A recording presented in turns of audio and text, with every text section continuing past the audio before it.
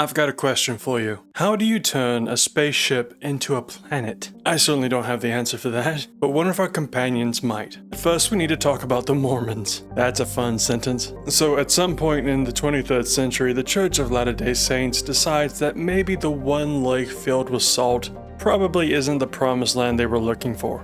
However, any other promised land on Earth is horribly polluted. The entire planet is a mess, so what is the answer? Well, why don't we just go to a completely different solar system? So yeah, that becomes the plan. The church hires Tycho Station, led by former United Nations Colonel Fred Johnson, to build a generation ship that will fly thousands of Mormons to Tau Ceti, where they hope that a planet is habitable enough to be their new promised land, which to me is a bit overkill. I kinda lied a little. Although massive pollution is definitely a contributing factor, the real documented reason why the church is doing this is because it is illegal to have kids on Earth if you're unemployed. Keep in mind though that you can have kids anywhere else. Luna, Mars, Ceres, an outhouse next to a Chili's in space, it really does not matter. Instead of building a generation ship, they could build a city on Mars and have as many kids as they want. But no, let's spec out to a solar system a century away and hope that it has a planet with breathable air. Oh lord. It's the equivalent of moving to Australia because your girlfriend broke up with you. Okay, now the absurdity of this situation isn't the point of the video, but it is the reason why the Nauvoo exists. The Nauvoo is the generational ship that is meant to move thousands of people from Sol to Tau Ceti. Now, anyone can just build a ship and fly it in a direction. But the Nauvoo is special, not only because it has a silly name, but also because it's just not a normal ship. It's nearly 2,500 meters in length, almost 1,000 meters wide, and 100 million tons of steel being propelled by 8 fusion engines. I can't say the other name because YouTube doesn't like it. And a massive interior that is built to spin and generate artificial gravity. But the super cool thing is that the inside is supposed to be a massive slice of Earth. You're essentially creating a planet in space. Miles of farmland that not only has to sustain a population that will initially be on it, but also sustain entire multiple generations of that population for over 100 years. 2 kilometers long, half a kilometer wide. 10 levels of environmental engineering, crew quarters, schools, wastewater treatment, machine shops, forges. And at the center, a piece of Earth curved back on itself. Our Eden.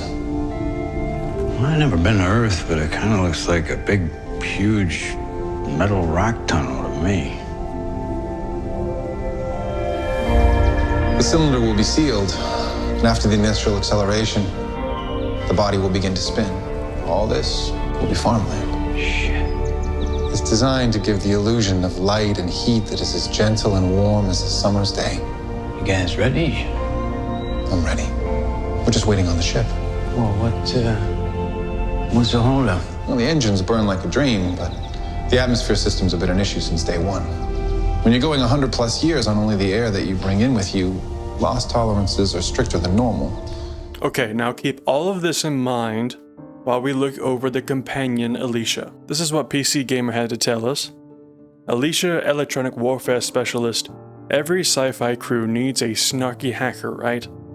Having abandoned corporate life to become a free agent, Alicia seeks out complicated problems and unsolvable enigmas to push her brain to its limits, while deploying drones and subverting enemy systems in battle. Her exploit is cyber attack. And this is the bio that OwlCat has provided. Alicia Young, origin Martian, ship post electronics warfare specialist, crew function hacker. Alicia hacks into enemy systems and incapacitates them with electronic discharges, stopping enemies dead in their tracks. You can also use a swarm of drones and visors, turning the battlefield into an algorithm that only she can calculate. Early on, Alicia realized that she didn't want to live her life as a cog in the huge terraforming machine. After university, she got a job at a tech company off Mars, but eventually became dissatisfied with the corporate life and started working as a free agent. Sarcastic and skeptical, Alicia prefers the company of machines to people.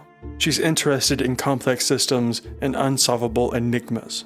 Anything to make her brain burn to its limit. She handles dangerous situations with such ease that one thing becomes abundantly clear. Her experience comes from genuine adversity. Alicia is looking for challenges that test her engineering and tech capabilities. The only other project aside from the Martian Terraforming Project that would offer a significant challenge is the Nauvoo. It has to be.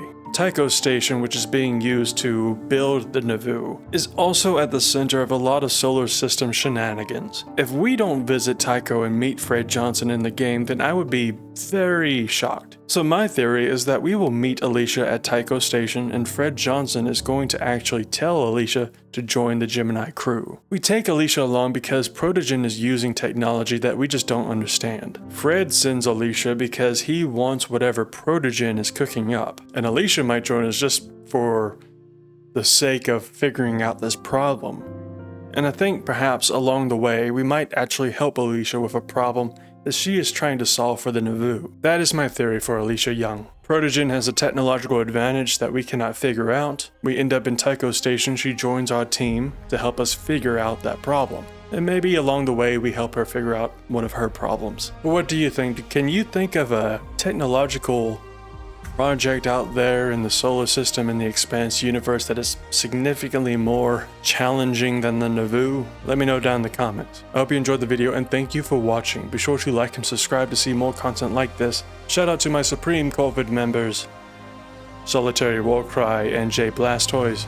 Your support keeps me going. This is going to be the last video for a few weeks. I'm going to be moving some family up here into Indiana and I'm going to be taking a trip off to Michigan.